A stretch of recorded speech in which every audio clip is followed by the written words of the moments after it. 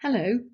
Today we're going to be thinking about the story from John chapter 2, verses 13 to 23, where Jesus clears the temple courts.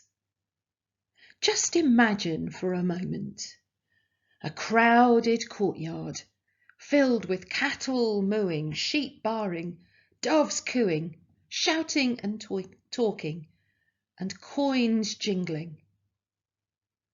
Let's hear an eyewitness account from one of Jesus' disciples. I remember that day really well. It was nearly Passover. The temple courts were crowded. There were men selling cattle and sheep. Others selling doves. And others sitting at tables exchanging money. The next thing we knew, Jesus was making a whip, and he began to drive the animals out of the temple court. Cows and sheep were charging about, and doves were flying everywhere as he let them out of their cages. He scattered the coins of the money changers and overturned their tables.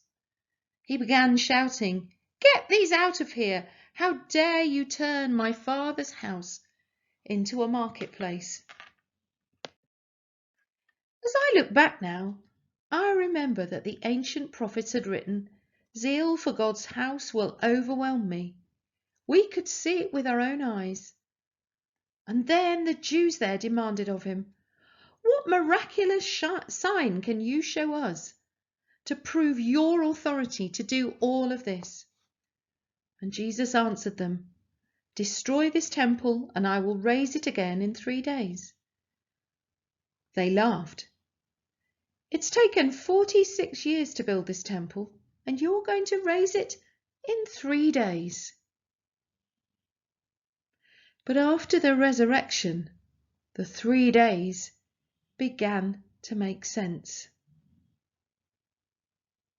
I wonder what you think about Jesus getting cross. Is it okay for us to get mad sometimes? It is okay to get cross. Jesus was perfect, but even he got cross. It depends on what you get mad about. You see, people were selling things in the temple.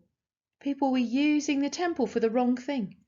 They were trying to make money instead of praying or worshipping God, or doing the other things that they were supposed to be doing in the temple. It was like they were using the temple as a shop instead of a church.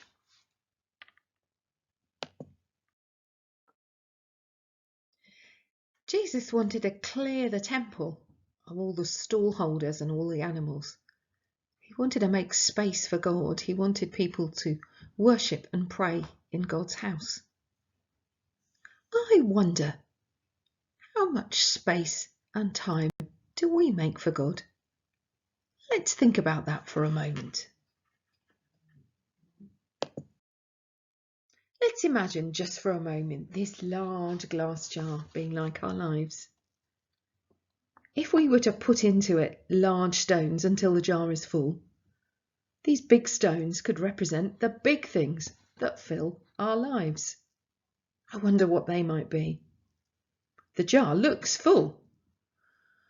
But wait, if we add some pebbles, the jar wasn't full at all. Perhaps the pebbles represent other things that we have to do. Now it's full. But wait, if we add some small stones, like gravel, there's room to put even more in the jar. Is it full now, I wonder?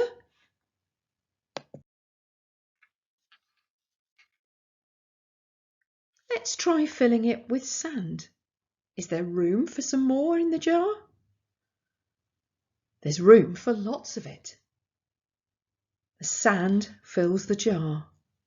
Perhaps the sand is like all the little things we choose to do rather than have to do. Is the jar full now? We have such busy lives, it's hard to see where we can do anything else. Where, for example? I wonder, do we make space and time for God? If we were to add water, this represents space for God.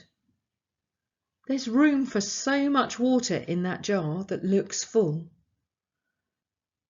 There's time and space for God, touching everything that we do, if we let Him.